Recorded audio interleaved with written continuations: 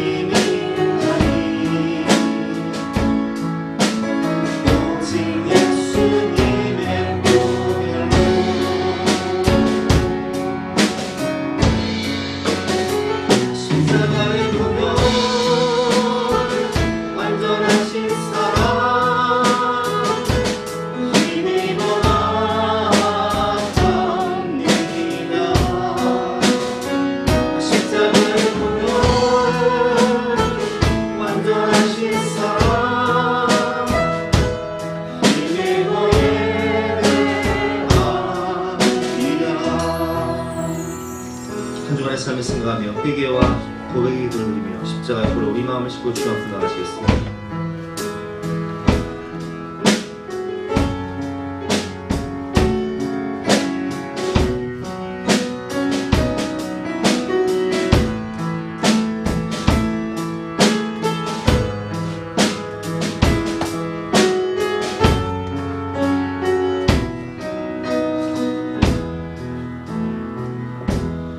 하나님 감사합니다. 연약한 아브라함이 하나님 앞에 살아갈 때 여전히 쓰러지고 무너지고 죄 가운데 거하지만 그런 아브라함을 불쌍히 여기시고 보호하시며 축복하시고 또 그를 높이시고 세워주신 것처럼 우리를 그렇게 사랑해 주시니 진심으로 감사합니다. 오늘도 죄인된 우리를 구원하시기 위해 십자가에서 보혈을 흘리신 그 예수님의 은혜로 우리가 하나님의 임재 앞에 하나님의 영광 앞에 섭니다. 하나님 우리를 불쌍히 여겨주시고 주의 보혈로 우리를 덮어주시고 풍성한 은혜를 허락하여 주시옵소서. 감사드리며 예수 그리스도 이름으로 기도드렸사옵나이다. 영원하신 성령으로 말미암아 흠없는 자기를 하나님께 드린 그리스도의 피가 어찌 너의 양심을 죽은 행실에서 깨끗하게 하고 살아계신 하나님을 섬기게 하지 못하겠느냐. 그러므로 주 예수 그리스도 안에 있는 자에게는 결코 정죄함이 없느니라. 아멘. 사죄를 확신하며 다같이 사도신경으로 우리의 신앙을 고백하겠습니다. 나는 전능하신 아버지 하나님 천지의 창조주를 믿습니다. 나는 그의 유일하신 아들 우리 주 예수 그리스도를 믿습니다. 그는 성령으로 잉태되어 동정녀 마리아에게서 나시고 본디오 빌라도에게 고난을 받아 십자가에 못 박혀 죽으시고 장사된 지 3일 만에 죽은 자 가운데서 다시 살아나셨으며 하늘에 오르시어 전능하신 아버지 하나님 우편에 앉아 계시다가 거기로부터 살아있는 자와 죽은 자를 심판하러 오십니다. 나는 성령을 믿으며 거룩한 공교회와 성도의 교제와 죄를 용서받는 것과 몸의 부활과 영생을 믿습니다. 아멘. 다같이 앉으셔서 찬송가 221장을 찬송하시겠습니다.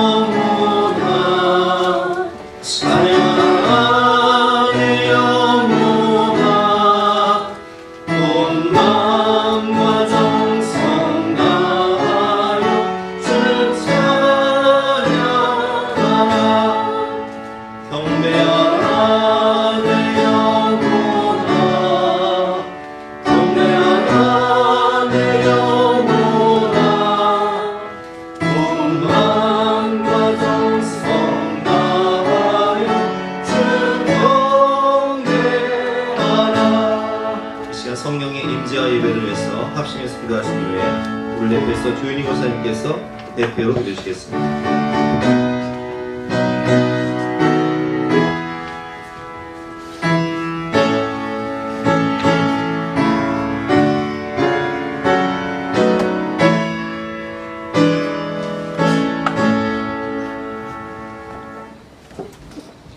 살아계셔서 저희들의 기쁨과 슬픔을 모두 함께 하시는 하나님 아버지, 오늘 있다가 내일 아궁 위에 던져지는 들풀도 하나님이 돌보시는 것처럼 저희들의 모든 것을 살피시고 돌보시는 하나님의 은혜에 감사와 찬양을 드립니다. 오늘도 숨 쉴 수 있음에 감사하며 그 은혜 앞에 저희들은 어떤 삶을 살았는지 되돌아봅니다. 주님의 뜻과 계획에 관심을 두지 않고 육신의 생각대로 행동하며 살았던 모습을 회개합니다. 주님이 허락해 주신 모든 것이 나의 힘, 나의 능력으로 얻은 것이라 교만했으며 말씀을 전하기에 힘쓰지 않고 세상이 추구하는 가치를 쫓는 데 힘썼던 저희들의 모습을 봅니다.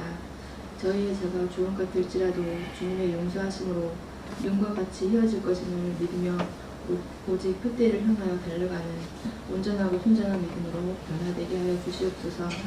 이 시간 받기 위해 드리는 예배가 아닌 전심을 다하여 마음을 드리는 예배가 되기를 원합니다. 성령님으로 충만한 예배가 되기를 원합니다. 우리 앞에 닥친 상황들로 주님의 살아계심을 믿지 못하는 마음이 있다면 저희를 향하신 하나님의 생각은 평안이요 재앙이 아님을 기억하며 믿음으로 드리는 예배 되길 원합니다. 코로나 바이러스로 온 성도가 한자리에 모여 예배를 드리지 못하고 있습니다. 하루속히 온전한 예배를 드릴 수 있는 환경이 되도록 인도하여 주시고 풍성한 은혜와 소리 높여 찬양하며 기쁨으로 드리는 예배가 되도록 인도하여 주시옵소서. 영상으로 예배 드리는 성도님들에게도 동일한 은혜와 감격을 허락해 주시고 주님이 주시는 평안이 가득하게 하여 주시옵소서. 또한 바이러스가 장기화되면서 저희들이 믿음으로 바로 서지 못하고 있음을 고백합니다. 상황 탓, 환경 탓하지 않고 주님 경외하는 마음으로 우리의 믿음이 약해지지 않도록 주님께 도우심을 구하고 깨어 기도하며 몸부림치는 저희 모두가 되도록 도와주시옵소서. 우리 예수사랑 교회를 위하여 기도드립니다. 주님께서 이곳에 교회를 세우신 뜻을 바로 알고 행하는 교회가 되게 하시옵소서. 늘 기도로 사역하고 많은 영혼들을 성령의 말씀으로 참된 예배자로 세워가는 교회가 되게 하시옵소서. 늘 양들을 위하여 부르짖어 기도하시는 김종훈 목사님과 가정의 건강과 행복을 지켜주시고 성령 충만하게 하사 주님의 귀한 사명을 잘 감당할 수 있도록 도와주시옵소서.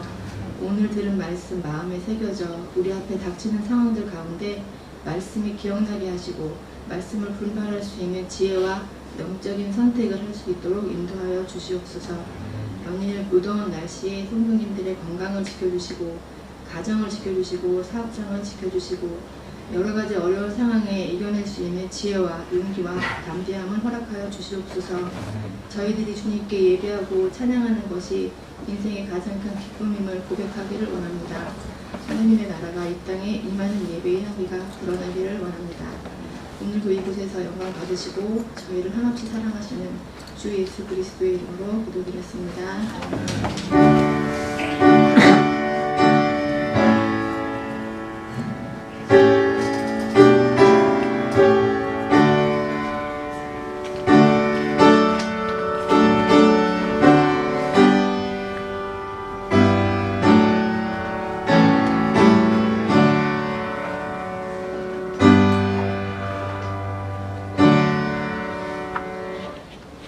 반갑습니다. 오늘도 주님전에 오신 여러분들을 주님의 이름으로 환영하고 축복합니다. 우리 옆에 계신 분과 인사하실까요? 반갑습니다. 반갑습니다. 여러분들의 건강과 안전을 위해서 방역수칙을 꼭 지켜주시고 마스크를 착용하시고 예배를 들어주시길 부탁드립니다.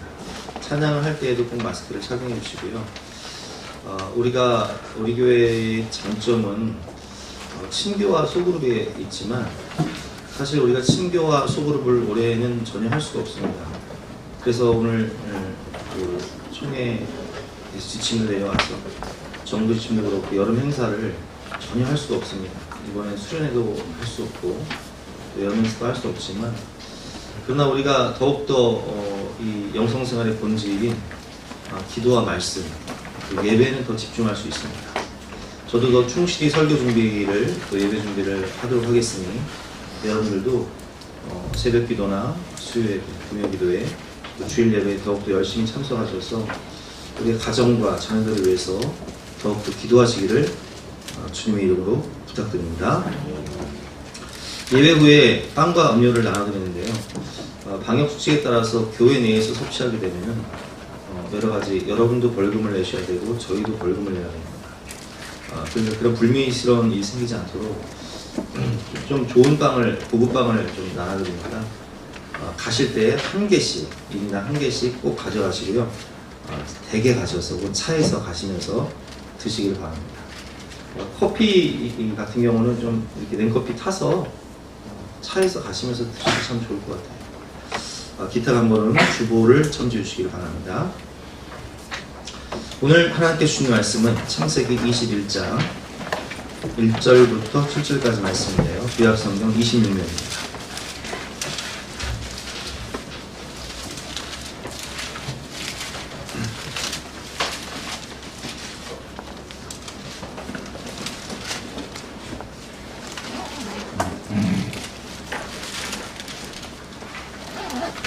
창세기 21장 1절부터 7절까지 말씀을 제가 공부하겠습니다.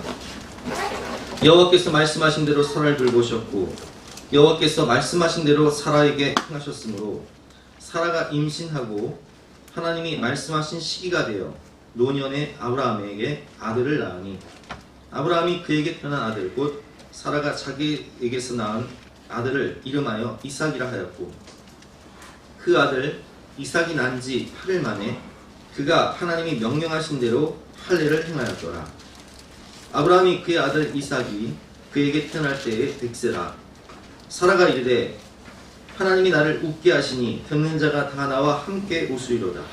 또 이르되 사라가 자식들을 젖먹이겠다고 누가 아브라함에게 말하였으리요마는 아브라함의 노경에 내가 아들을 낳아도다 하니라. 아멘. 오늘 제목은 참 좋으신 나의 하나님이라는 제목으로 본 말씀 의지해서 함께 은혜를 나누도록 하겠습니다. 우리 하나님은 참 좋으신 하나님이시죠. 우리가 지난 주간 말씀을 통해서 배웠지만 아브라함이 또 그랄 땅에 내려가서 아내를 누이라고 속이고 팔 때에 하나님께서는 강권적인 사랑, 일방적인 사랑으로 아브라함을 보호하시고 사라를 지켜주시고 그리고 그가 거부가 되어 올 수 있도록 양과 소와 종들과 또 은천계를 허락하셔서 풍성한 은혜를 허락하셔서 돌아오게 되었습니다. 그리고 그를 선지자로 높여주시는 그런 장면도 보았습니다. 오늘도 하나님께서는 풍성한 은혜를 베푸셔서 드디어 아브라함 가정에 이삭이 태어납니다. 경사가 나게 됩니다. 여러분 100세에 낳은 아들 어떤 기분일까요? 제가 여러분들에게 그 기분을 잠깐 맛볼 수 있도록 영상을 하나 보여드릴 텐데요. 이 영상은 작년 뉴스예요. 작년에 인도에서 74세에 된 할머니가 쌍둥이 자매를 낳았습니다. 근데 그 영상을 보면 그 남편이 80이 넘고요. 친정 어머니가 90은 넘겠죠. 왜냐면 딸이 74세니까. 근데 인터뷰를 할 때 친정 어머니가 이런 인터뷰를 해요. 우리가 이 아이들을 보기에는 아무런 문제가 없습니다. 우리가 같이 보면 됩니다. 하면서 막 기뻐하면서 인터뷰를 하는 90이 넘은 친정어머니의 인터뷰 장면이 있는데 잠깐 보고 말씀 전하도록 하겠습니다.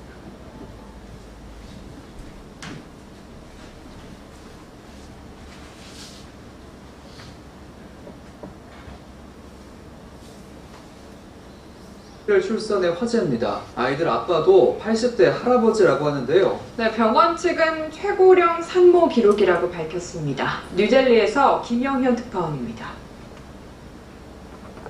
인도에서 70대의 최고령 산모가 나왔습니다. 남부 안드라프라데시주에 사는 74세 산모 만가얌마 야라마티가 지난 5일 쌍둥이 자매를 낳은 겁니다. 출산을 담당한 병원 측은 산모가 제왕절개로 출산했다며 산모와 아기 모두 건강하다고 밝혔습니다. 두 딸의 아버지가 된 남편도 정확한 나이는 알려져 있지 않지만 80대의 할아버지인 것으로 보도됐습니다. 지난 1962년 남편과 결혼한 야라마티는 아기가 생기지 않아 늘 안타까워했는데 지난해 55세 산모가 인공수정으로 아기를 얻었다는 소식에 난임 전문 병원을 찾았습니다. 야라마티는 이미 폐경기가 지난 상태라 기증받은 난자와 남편의 정자를 시험관에서 인공수정한 뒤 체외수정을 통해 임신하는 데 성공했습니다. Se operada ela sem contato e sai falando a outra pela background também nela ganhando uma magia mental. 병원 측은 야라마티가 세계 최고령 산모 기록을 세운 듯 하다면서 야라마티가 고령 인점을 감안해 당분간 병원에 더 머물게 하며 건강 상태 등을 체크하기로 했습니다. 뉴델리에서 연합뉴스 김영현입니다. 여러분 보세요. 74세의 쌍둥이를 낳은 이 가정. 그래서 90이 넘은 그 친정어머니가 아이를 돌보면서 얼마나 기쁘면 문제없다고 하는 모습. 아브라함이 100세의 아들을 낳았습니다. 사라가 90세에 이삭을 보았습니다. 얼마나 기쁘겠습니까? 우리 하나님 참 재미있으신 분이시죠? 참 유머가 가득한 분이세요. 오늘 말씀을 보면 우리가 첫 번째로 하나님은 말씀대로 역사하시는 하나님이시라는 겁니다. 오늘 1절을 보면 같이 한번 읽어볼까요? 시작! 여호와께서 말씀하신 대로 사라를 돌보셨고 여호와께서 말씀하신 대로 사라를 돌보셨으므로 아멘. 하나님은 약속의 말씀을 주시고 그 약속의 말씀을 반드시 지키시는 신실하신 하나님이시라는 거예요.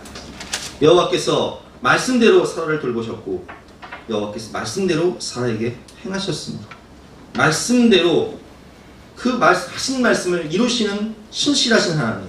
그래서 우리는 하나님의 말씀의 권위를 인정하며 살아야 됩니다.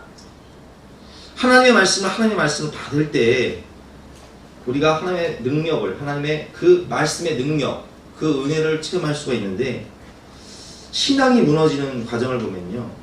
하나님의 말씀의 권위가 무너질 때 신앙이 무너집니다. 유럽에서 이 인본주의, 자유주의 신학이 판을 칠 때 하나님의 말씀을 역사 비평이다, 문서 비평이다, 이런 여러 가지 비평을 통해서 하나님의 말씀을 받지 않고 이 인간의 말로 격화시켜버립니다. 하나님이 말씀으로 세상을 창조하시고 하나님이 말씀으로 세상을 운행하시고 예수님이 말씀으로 죽은 나사로를 살리시고 하나님이 말씀하심으로 이삭이 태어나는 은혜를 경험할 수 있는 것인데 이 하나님의 말씀을 그냥 인간의 어떤 책 수준으로 격화시켜버려요. 그러니까 하나님의 말씀을 받지 않으니까 하나님의 말씀을 읽으면서도 에이 어떻게 무슨 말씀으로 세상을 창조해, 과학적으로 이건 말이 안 돼, 어떻게 죽은 자가 살아나, 이건 말이 안 돼, 어떻게 100세의 아들 이삭을 낳을 수 있어, 이건 말이 안 돼, 이렇게 인간적인 기준과 생각으로 하나님의 말씀을 평가절하시켜버리니까 하나님의 말씀의 권위가 무너져버리니까 여러분 하나님의 창조도 안 믿어지고 또 부활도 안 믿어지고 천국도 안 믿어지고 지옥도 안 믿어지니 신앙생활이 바로 서겠습니까? 그러니 이 말씀의 권위가 약화되다 보니까 어떤 현상이 나니까 교회가 무너져버려요. 다음 세대의 신앙이 무너져버려요.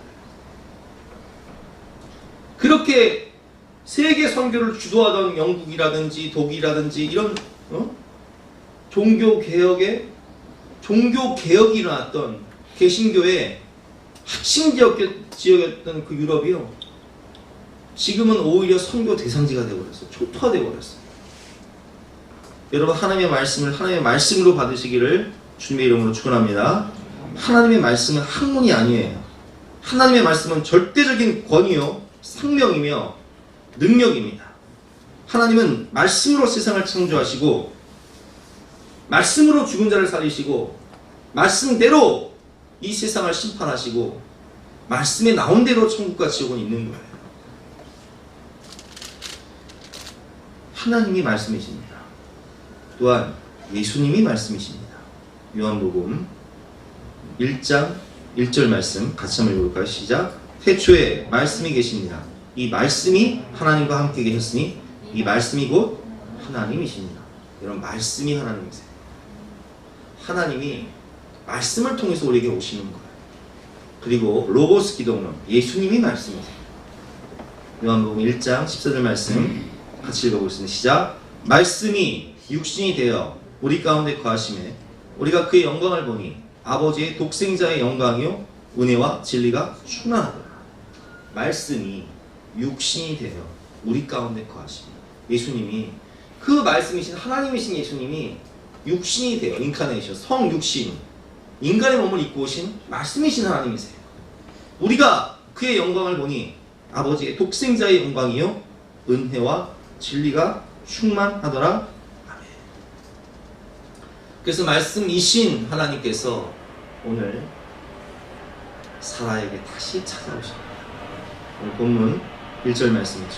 여호와께서 말씀하신 대로 사라를 돌보셨고 여호와께서 말씀하신 대로 사라에게 행하셨으므로, 그리고 오늘 본문 이 사라를 돌보셨다, 1절에 이 돌보셨다 이 원어를 보면 원어가 파카드라는 단어인데 영어로 해석하면 방문하다라는 뜻이에요. 그러니까 말씀이신 하나님이 방문하셨다, 찾아오셨다. 그럼 왜 찾아오셨냐? 약속을 이루시기 위해서, 계획을 완성하시기 위해서 찾아오셨다는 거예요. 창세기 18장 10절과 15절에 보면 14절 15절에 보면 나와 있죠. 제가 읽어보겠습니다. 창세기 18장 10절입니다. 이제 세 천사 중에 세 천사의 모습으로 오셨던 하나님, 그 중에 한 분이 하나님이셨죠. 그가 이렇게 말씀하십니다. 그가 이르시되 내년 이맘때에 내가 반드시 내게로 돌아오리니 내 아내 사라에게 아들이 있으리라 하시니. 자, 1년 전 얘기예요. 사라가 그 뒤 장막문에서 들었더라. 아브라함과 사라는 나이가 많아 늙었고 사라에게는 여성의 성리가 끊어졌는지라. 사라가 속으로 웃고 이르되 내가 노쇠하였고 내 주인도 늙었으니 내게 무슨 즐거움이 있으리요. 여호와께서 아브라함에게 이르시되 사라가 왜 웃으며 이르기를 내가 늙었거늘 어떻게 아들을 낳으리요 하느냐. 여호와께서 능하지 못한 일이 있겠느냐. 기한이 이를 때에 내가 내게로 돌아오리니 사라에게 아들이 있으리라. 그래서 그 기한이 이를 때 1년이 지나서 때가 되어서 하나님이 방문하신 거예요. 신방하신 거예요. 왜 오셨어요? 이 계획을 완성하시기 위해서. 사라가 두려워서 부인하여 이르되 내가 웃지 아니하였나이다. 이르시되 내가 웃었느니라. 사라의 이 비웃음이 진짜 기쁨의 웃음이 될 수 있도록 하나님이 이름을 지어주셨는데 그 이름이 뭐예요? 이삭. 그래서 이삭이란 이름의 뜻은 무엇이냐? 웃음이란 뜻이에요. 어이가 없어 웃는 웃음이 정말 기쁨의 웃음으로 하나님께서 완성시켜 주시고 그 계획을 이루어 주시죠. 그래서 오늘 하나님께서는 그 약속하신 말씀을 성취하시기 위해서, 그 계획을 완성하시기 위해서 방문하셨다는 거예요. 돌보시고 행하시기 위해서 말씀하시는 하나님, 오늘도 우리에게 오신다는 것입니다. 같은 내용의 성경이 한나가 사무엘을 낳아들고 나와요. 하나님께서 한나가 아이가 없어 눈물 흘리며 오랫동안 기도할 때 하나님의 제사장을 통해서 내가 이제 아들이 있을 것이다 이렇게 위로해 주시고 약속해 주시죠. 사무엘상 1장 19절입니다. 그들이 아침에 일찍 일어나 여호와 앞에서 경배하고 돌아가 라마의 자기 집에 이르니라. 엘가나가 그의 아내 한나와 동침하며 여호와께서 그를 생각하신지라. 하나님은 늘 우리를 생각하세요. 이렇게 생각하십니다. 여러분이 자녀를 생각하듯 우리 아이가 유치원도 다녀야 되고 학교도 다녀야 되고 또 공부도 해야 되고 또 미래를 준비해야 되고 내가 뭘 해줄 수 있을까, 이렇게 여러분들이 자녀를 생각하듯 하나님도 우리를 늘 생각하신다는 거예요. 어떻게 생각하시냐? 하나님 이렇게 말씀하십니다. 나는 늘 너만 생각해. 이렇게 말씀하시는 거예요. 하나님께서 한나를 생각하십니다. 여호와께서 그를 생각하신지라. 한나가 임신하고 때가 이르매, 오늘 말씀처럼 때가 이르매 시기가 되어 아들을 낳아 사무엘이라 이름하였으니 이는 내가 여호와께 그를 구하였다 함이더라. 아멘. 늘 우리를 생각하시고 우리에게 찾아오셔서 우리를 돌보시고 하신 약속의 말씀을 성취하시고 행하시는 신실하신 하나님, 이 좋으신 아버지 하나님, 그분이 우리의 아버지가 되십니다. 두 번째로 하나님은 시기가 되어 역사하시는 전능하신 하나님이십니다. 오늘 본문 2, 3, 4, 5절인데요. 2절부터 5절까지 교도하겠습니다. 사라가 임신하고 하나님이 말씀하신 시기가 되어 노년의 아브라함에게 아들을 낳으니 아브라함이 그에게 태어난 아들 곧 사라가 자기에게 낳은 아들을 이름하여 이삭이라 하였고 그 아들 이삭이 난 지 8일 만에 그가 하나님이 명령하신 대로 할례를 행하였더라. 아브라함이 그의 아들 이삭에게 태어난 때에 이삭이라. 여러분, 이 말씀을 통해서 깨달으시는 것은 모든 것은 때가 있다는 거예요. 여러분, 사무엘 선지자가 태어날 때 우리가 너무 잘 알듯이 한나가 아이를 못 낳아요. 그래서 한나가 하나님의 성막에 가서 뭘 하죠? 오랫동안 기도하면서 서원하지 않습니까? 근데 그 서원의 내용이 뭐예요? 하나님이 내게 아이를 주시며 아들을 주시며 내가 그 아들을 하나님께 어떻게 하겠습니까? 어떻게 하겠습니다? 바치겠습니다. 하나님의 종으로 바치겠습니다. 그래서 사무엘 선지자는 앞으로 민족을 이끌 영적 지도자인데 그 어머니의 기도를 통해서 성령 충만이 어디에서 왔냐? 뱃속에서 왔다는 거예요. 이미 잉태하기 전부터 한나가 오래 기도함으로 성령이 충만해서 이 아이를 잉태하기 전부터 영적인 밭을 기경했고, 그리고 이 아이가 뱃속에 있을 때 여러분 그런 거 느끼시지 않습니까? 우리가 엄마가 아빠가 아이를 임신하기 전부터 성령 충만하면요, 아이가 뱃속에 있을 때부터 성령 충만해요. 그래서 세례요한 같은 경우는 뱃속에 있을 때부터 어떻게 해? 성령 충만해서 마리아가 예수님을 잉태하고 찾아오니까 뱃속에서 기뻐서 막 춤추고 난리가 나요. 뱃속에서부터 성령 충만하다는 거예요. 그러니까 모든 것은 때가 있다는 거예요. 하나님께서 한나에게 왜 그런 어려움과 고통, 고난을 주십니까? 기도하게 하셔서 영적인 지도자 사무엘을 잉태하게 하셔서 믿음으로 양육해야 되기 때문에 그런 연단의 시간을 주시는 거예요. 마찬가지입니다. 오늘 아브라함과 사라에게 25년이라는 긴 연단의 시간, 고난의 시간을 주시지만 그것은 아브라함이 믿음의 조상이 되기 위해서 반드시 필요한 훈련의 과정이었다는 거예요. 모세가 40년 광야에서 훈련을 받습니다. 저는 요즘에 광야, 유대 광야를 이렇게 성지순례 영상을 보면서 참 이렇게 많이 보는데, 이 광야를 보면서 느끼는 은혜는요, 말할 수가 없어요. 왜냐하면 그 적박한 유대 광야, 정말 볼 것도 아무것도 없는, 물도 없는 적박한 그 광야, 건기와 우기가 있어서 거의 6개월 동안은 비가 내리지 않는 광야에서 이제 우기 때 물을 받아서 무릉덩이를 만들어 놓고 거기에 수도원을 짓고 그 절벽 계곡에서 기도하던 수도사들이 계세요. 비잔틴 시대 때도 그렇고. 근데 그 수도사들이 그 광야, 그 적박한 곳에서 오로지 하나님만 바라보면서 기도를 하는데 그 영성이요, 기독교 1000년을 이끌어가 버려요. 야, 어떻게 그렇게 살았을까? 근데 오로지 그 기도한 영성이 로마 기독교의 1000년을 이끌어가 버려요. 아브라함이 25년 훈련받고 모세가 광야에서 몇 년 훈련받죠? 40년 훈련받지 않습니까? 예수님도 광야에서 시험 받으시고, 또 다윗도 유대 광야에서 10년 동안 훈련받으면서 거기서 뭘 써요? 거기서 시편을 쓴단 말이에요. 사도 바울도 아라바 광야에서 3년을 그렇게 하나님만 바라보면서 살아. 여러분, 모든 것은 때가 있는 거예요. 하나님이 우리를 훈련하는 연단의 시기가 있다. 근데 그 때가 되어서 우리가 우리의 믿음의 그릇이 완성이 되면 그때 하나님께서 우리를 그 완성된 그릇을 사용하시고 그리고 모든 영광을 받으시는 거예요. 사람으로는 할 수 없는 불가능한 나이. 아브라함 100세, 사라 90세.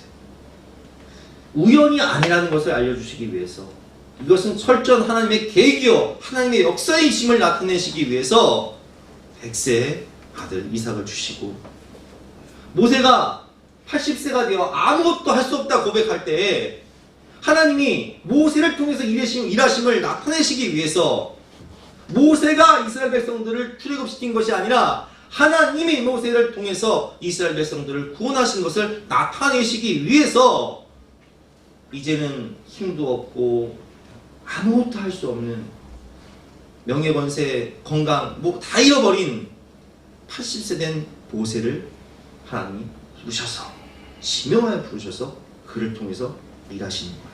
역사하시는 거예요. 그래서 우리가 믿는 하나님은, 우리가 믿음받은 하나님은 어떤 하나님입니까? 아브라함이 믿음받은 하나님은 오늘 말씀을 보면 사라가 임신하고 하나님이 말씀하신 시기가 되어 노년에 아브라함에게서 아들을 낳으니 노년에 100세의 아들을 주신 이 하나님은 로마서를 보면요, 로마서 4장 17절 말씀입니다. 제가 읽어보겠습니다. 기록된 바 내가 너를 많은 민족의 조상으로 세웠다 하신 것 같으니 그가 믿은 바 하나님은 죽은 자를 살리시며 없는 것을 있는 것으로 부르시는 이시라.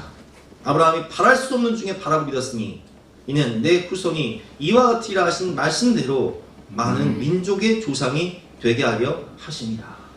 아브라함이 믿음받은 하나님은 전능하신 하나님이십니다. 없는 것을 있게 하시고 죽은 자를 살리시고 불가능을 가능하게 하는 전지전능하신 하나님. 그래서 이 하나님을 믿음으로 하나님이 그 믿는 자들을 통해서 역사하시고 그리고 영광을 받으시는 거예요. 20절 말씀이죠. 믿음이 없어 하나님의 약속을 의심하지 않고 믿음으로 견고해져서 하나님께 영광을 돌리며 아멘. 그래서 여러분, 하나님이 찾는 사람은 어떤 사람이냐? 하나님은 능력 있는 자를 찾는 게 아니라, 능력은요 다윗이 많습니까? 골리앗이 많습니까? 골리앗의 능력이 훨씬 뛰어나죠. 그러나 하나님이 찾으시는 사람은 능력 있는 골리앗이 아니라 전지전능하신 하나님을 의지하는, 만군의 여호와를 의지하는 믿음 있는 다윗을 찾으신다는 거예요. 자, 따라해 보실까요? 하나님은 능력 있는 자가 아닌 전능하신 하나님을 의지하고 순종하는 자를 찾으십니다. 아멘. 기도원처럼 난 아무것도 아닙니다. 모세처럼 내가 무엇을 할 수 있습니까? 그런 자를 부르셔서 하나님이 그런 자들을 사용하신 다음에 모든 영광을 받으신다는 거예요. 우리가 하나님께 쓰임받기 위해서 가장 필요한 것이 뭐냐면, 여러분, 배추를 김장을 하려면 먼저 뭐 해야 돼요? 배추를 절여야 돼요. 힘이 빠져야 돼. 그렇죠? 우리 내 자아, 하나님의 일은 내가 하는 게 아니에요. 하나님은 믿음 있는 자, 순종하는 자를 통해서 전지전능하신 하나님의 능력을 나타내시고 일하신 이후에 모든 영광을 하나님 받으시는 거예요. 우리 하나님은 전지전능하신 하나님이에요.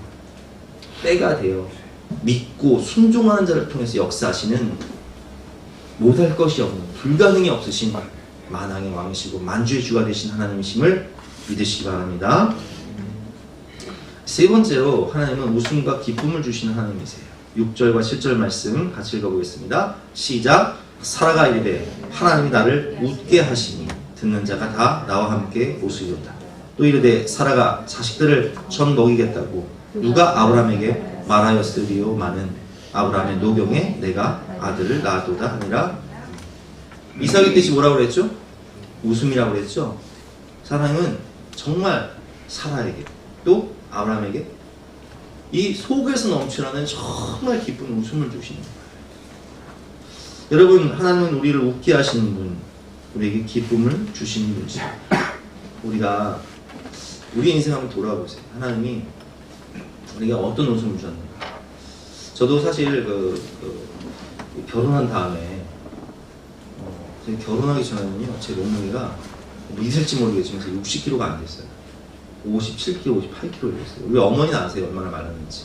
옛날에 제가 이제 결혼하기 전에 사진을 보면 정말 이렇게 좀 너무 말라가지고 허리가 청년 때는 26, 27 얼마나 말랐어요. 근데 결혼하고 나니까 이제 마음이 편해져서 살이 찌기 시작하는 거예요. 그래서 막 10kg씩 막 늘어나기 시작하는데 지금은 뭐 20kg가 20kg 쪄버렸죠. 마음이 편하니까. 삼시세끼를 챙겨주는 사람이 있고 또 아이를 낳으니까 이 아이들을 바라보면서 느끼는 그 기쁨, 웃음이요 정말 행복해요. 그래서 저는 지금도 우리 아이들이 이쁘지만 어릴 때 그 찍어놓은 영상들 있잖아요. 그걸 가끔씩 보거든요. 너무 기뻐요. 그것이 하나님이 우리 가정을 통해서, 자녀들을 통해서 주는 기쁨 아니겠습니까? 그리고 가정과 자녀를 통해서 주시는 뿐만 아니라 하나님은 우리에게 꿈을 주신다는 거예요. 아브라함에게 꿈을 주시잖아요. 아브라함에게 아들 이삭을 주시고 또 이스마엘을 주시잖아요. 그리고 뭘 주시죠? 꿈을 주시죠. 하늘의 별을 바라봐라. 또 바다의 모리아를 바라봐라. 내 자손이 이와 같으리라. 가나안 땅 동서남북을 바라봐라. 내가 이 모든 땅을 너에게 줄 것이다. 꿈과 비전을 주신다는 거예요. 그래서 예수님 만나기 이전에는 우리가 성령을 체험하고 예수님 만나기 이전에는 꿈이 없이 그냥 이 땅을 먹고 마시고 즐기고 낙누리고 세상 쾌락에 빠져서 방황하던 우리가 하나님을 만나고 예수님을 만나고 성령을 체험한 다음에는 하나님이 주신 비전, 꿈이 생긴다는 거예요. 우리가 지난 금요일 이 최하진 선교사님을 통해서 간증을 들었는데 이 최하진 선교사님은요 미국에 유학을 가서 박사학위를 했다고 우리나라의 그 유명한 카이스트에서 정말 엄청난 연봉을 받으면서 직장생활을 하시던 분이에요. 근데 직장 끝나면 뭐하냐? 룸사람 가서 술 마시고 그리고 동료들끼리 모여서 맨날 고스톱 치면서 고스톱을 잘 못 치니까 광을 팔았던 분이에요. 그래서 별명이 광팔이, 모태신앙, 병신도라고 하잖아요. 모태신앙, 병신도, 광팔이 2등이었다. 근데 그가 창세기 11장을 읽으면서 데라가 하란에서 죽었더라. 데라가 죽었더라. 이 부분이 성령께서 어떻게 읽게 하시냐면 데라가 어영부영하다가 되졌더라. 이렇게 이제 깨닫게 데라가 되졌다. 나도 데라처럼 살다가 죽겠구나. 이게 깨달아진 거예요. 그래서 모든 좋은 직장, 그래서 우리가 잠깐 영상을 보겠지만 하나님이 꿈을 주시니까 그가 모든 걸 다 포기하고 중국 선교사로 가잖아요. 그리고 그 메마른 광야를 거기서 학교 짓는다고 애들 모아놓고 예배 드리는 장면 보면 기가 막혀요. 근데 하나님께서 그곳이 정말 천지가 개벽에서 길을 내주시고 학교가 세워지고 그 모든 땅이 20개 대학이 들어오는 교육의 메카가 되는데 잠깐 영상을 보고 제가 또 설교하도록 하겠습니다. 제가 이런 아이들 보면서 학교를 만들어야 되는구나. 학교를 만들어야 돼. 다음 세대 얼마나 중요한지 모릅니다. 다음 세대에게 꿈이 있잖아요. 미래가 있잖아요. 희망이 있잖아요. 그 이들을 위해서 학교를 만들어야지. 다음 사진? 예. 그래서 제자들과 함께 이런 꿈을 나눴어요. 이들이 함께 한 겁니다.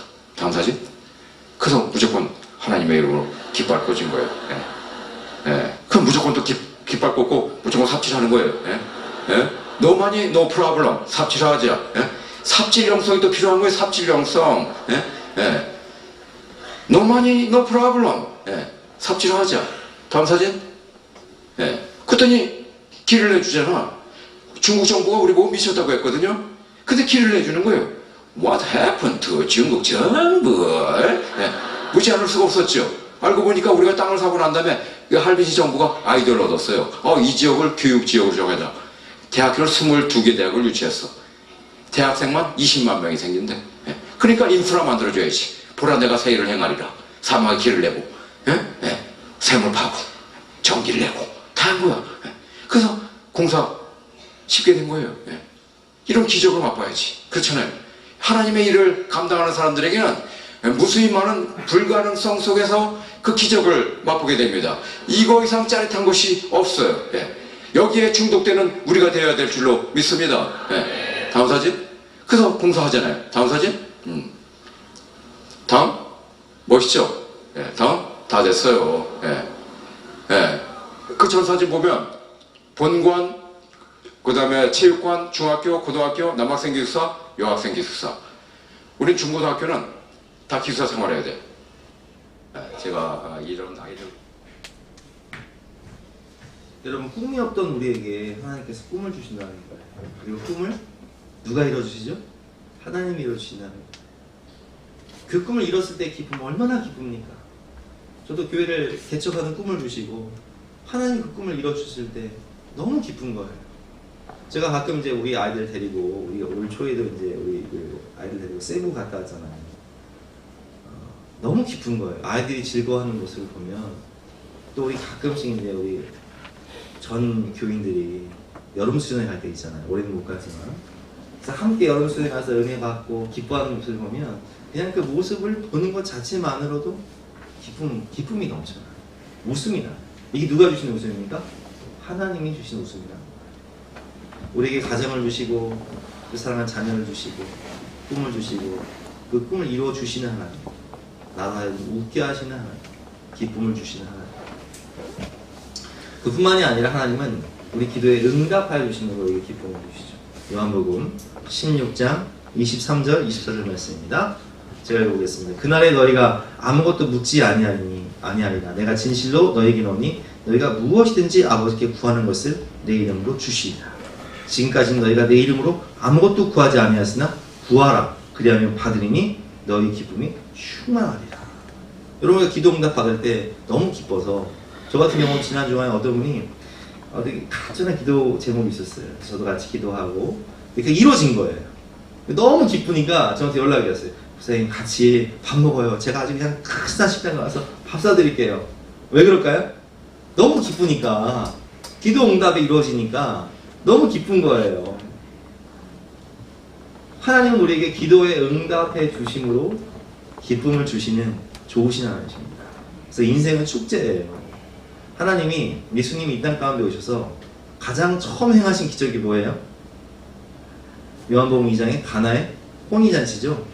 그래서 이 유대인들의 혼인잔치를 보면 제가 유대인들의 혼인잔치를 하는 그 영상을 직접 봤는데, 유대인들의 혼인잔치는요, 지금도 저녁 평일날, 안식일 안 하니까 평일날 한 7시쯤 모여서요, 몇 시에 끝나냐면은 새벽 2시에 끝나요. 뭐 하냐? 혼인잔치 딱 시작하면요, 다 하나님께 예배드리고, 신랑 신부가 골방에 들어가서 기도하고, 그때 같이 기도해야 하고, 그리고 끝나면 축제를 벌이는데, 만찬을 준비해가지고 막 2-3시간을 막 춤을 추면서, 돌아가면서 춤을 추면서 축제를 벌이는 거예요. 여러분, 예수님께서 왜 첫 기적을 가나의 혼인잔치로 하셨을까? 인생이 축제이기 때문에 그런 거예요. 여러분, 예수님의 마지막 기적이 뭔지 아세요? 어린 양의 혼인잔치예요. 그래서 인생은 축제로 시작해서 축제로 끝나는 거예요. 잔치로 시작해서 잔치로 끝나는 거예요. 그렇지 않습니까, 여러분? 우리가 태어나는 것도 잔치고, 백일잔치, 돌잔치, 그리고 결혼식, 그리고 우리 장례도 잔치잖아요. 근데 마지막 잔치가 뭐예요? 어린 양의 혼인잔치. 주님 나라에 들어가는 거예요. 기쁨을 주시는 거예요.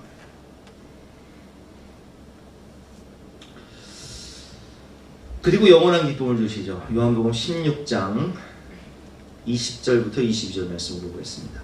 내가 진실로 너희에게 이르노니 너희는 곡하고 애통하겠으나 세상은 기뻐하리라. 너희는 근심하겠으나 너희 근심이 도리어 기쁨이 되리라. 이 말씀의 배경을 보면, 제가 지난 수요일에 말씀드렸지만 예수님께서 다음날 죽으셔야 돼요. 성금요일 이전에 목요일 밤에 하신 말씀이니까. 그러니까 제자들이 당연히 예수님 죽음 앞에서 근심하고 슬퍼할 수밖에 없죠. 세상은 기뻐할 겁니다. 왜냐하면 예수님을 죽이기로 결정한 대제사장들, 바리새인들, 로마 병정들, 빌라도, 헤로드 다 기뻐하겠죠. 그러나 예수님이 부활하심으로 말미암아 제자들의 근심은 기쁨이 되어버립니다. 그 얘기를 하시는 거예요. 여자가 해산하게 되면 그때가 이렇으므로 근심하나 아기를 낳으면 세상에 사람난 기쁨으로 말미암아 그 고통을 다시 기억하지 아니하느니라. 지금은 너희가 근심하나 내가 다시 너희를 보이니 너희 마음이 기쁠 것이요 너희 기쁨을 빼앗을 자가 없으리라. 빼앗을 수 없는 영원한 기쁨을 주시겠다. 이렇게 말씀하십니다.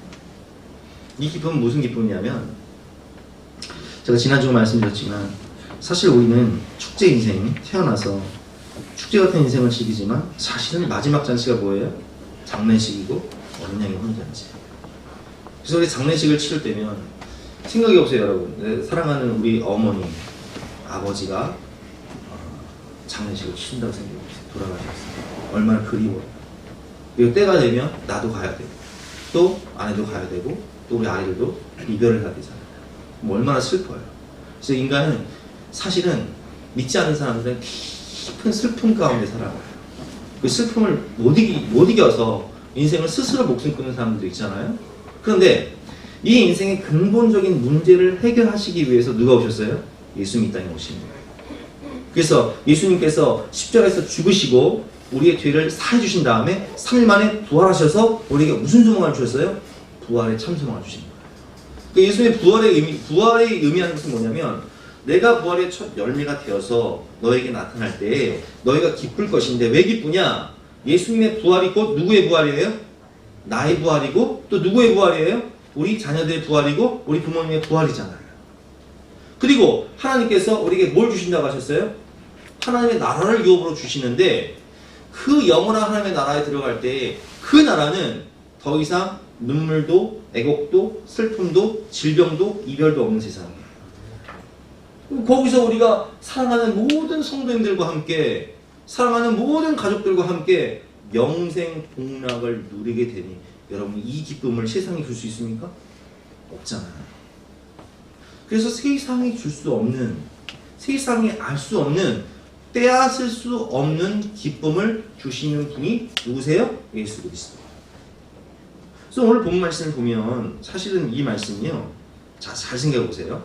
6절 말씀에 사라가 이르되 하나님이 나를 웃게 하시니 듣는 자가 다 나와 함께 웃으리로다. 이 말씀의 의미는 사라가 이삭을 낳음으로 듣는 사람이 다 웃을 것이다, 이렇게만 해석하는 게 아니라 아브라함과 다윗의 후손으로 오실 예수 그리스도가 이 땅에 오심으로 그 소식을 듣는 모든 사람은 다 기뻐하게 될 것이다, 이렇게 해석하시면 맞는 거예요. 이해가 되시죠? 이삭을 약속의 자녀라고 합니다. 그러면 이삭이 의미하는 게 뭡니까? 여러분 확실해야 되는 것은 이삭은 예수님의 예표예요.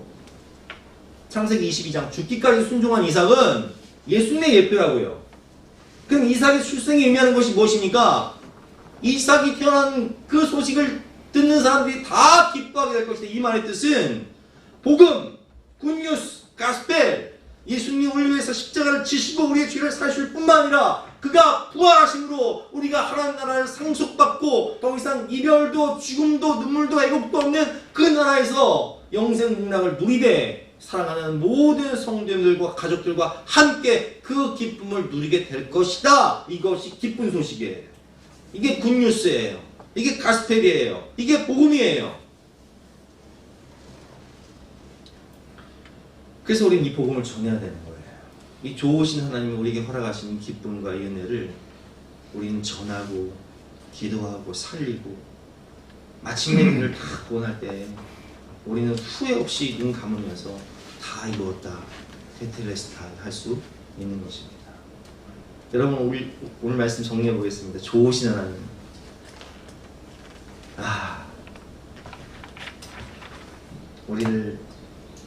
우리에게 찾아오셔서 하나님의 계획을 이루어주시고 약속을 지키시는 은혜의 하나님, 전능하신 능력으로 우리에게 찾아오셔서 불가능을 가능하게 하는 은혜를 주시고 우리에게 세상이 줄 수 없는 알 수 없는 기쁨을 허락하시고 가정을 주시고 자녀를 주시고 꿈을 이루게 해주시고 기도에 응답하시며 그리고 세상이 알 수 없는, 세상이 줄 수 없는 이 영원한 기쁨을 주시는 좋으신 아버지 하나님,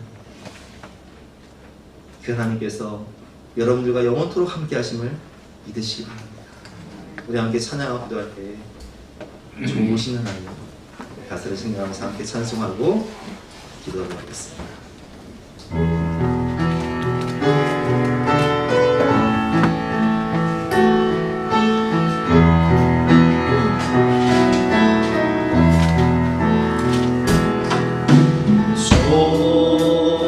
좋으신 하나님,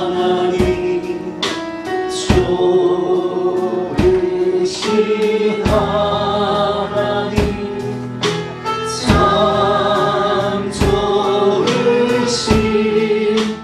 나의 하나님.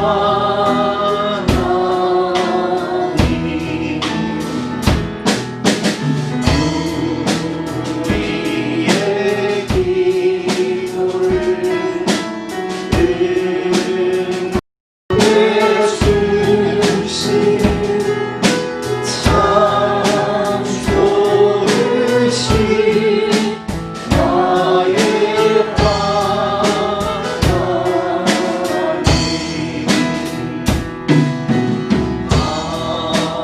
한없는 수고를 우리에게 주신 참 좋으신 나의 하나님. 주시하시니 감사하며 기도하며 나가시겠습니다.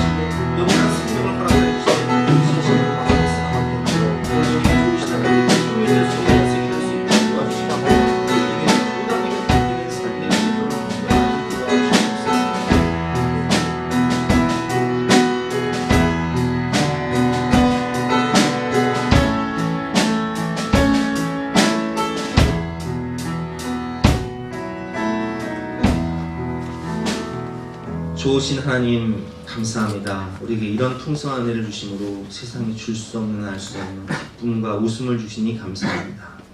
우리 또한 주님 은혜에 보답하며 주님의 기쁨이 되는 인생이 될 수 있도록 역사하여 주시옵소서. 주님께서 하셨습니다.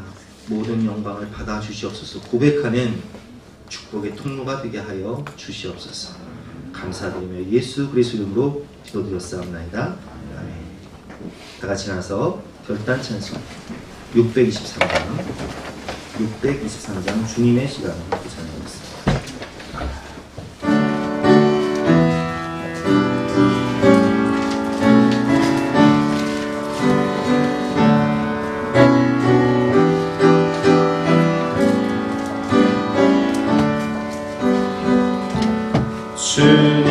주님의 시간에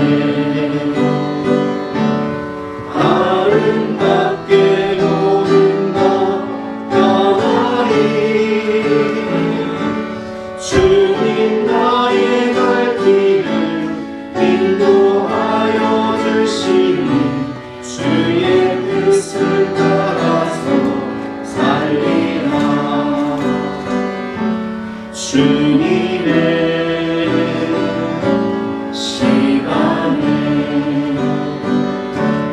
아름답게 모든 것 변하니 나의 정성 다하여 주를 찬송하오니 주의 뜻을 이루어 주소서. 하나님 감사합니다. 연약한 우리의 삶을 우리의 몸을 받아주셔서 아브라함처럼, 이삭처럼, 다윗처럼, 예수님처럼 축복의 통로로, 복의 근원으로 사용해 주시고 모든 영광을 받아주시니 진심으로 감사합니다. 주님, 우리에게 주신 그 은혜에 보답하며 우리도 하나님과 또 맡겨주신 영혼들에게 기쁨이 되고 소망이 되는 삶이 될 수 있도록 축복하여 주시옵소서. 감사드리며 예수 그리스도 이름으로 기도드렸사옵나이다. 지금은 우리 구주 예수 그리스도의 은혜와 독생자를 주신 하나님의 영원하신 사랑과 성령님의 감화감동 역사하심이 이 자리에 모인 모든 성도님들과 또 영상으로 예배드리는 모든 성도님들의 가정 위에, 앞날 위에 지금부터 영까지 함께 하시기를 간절히 축원하옵나이다. 아멘.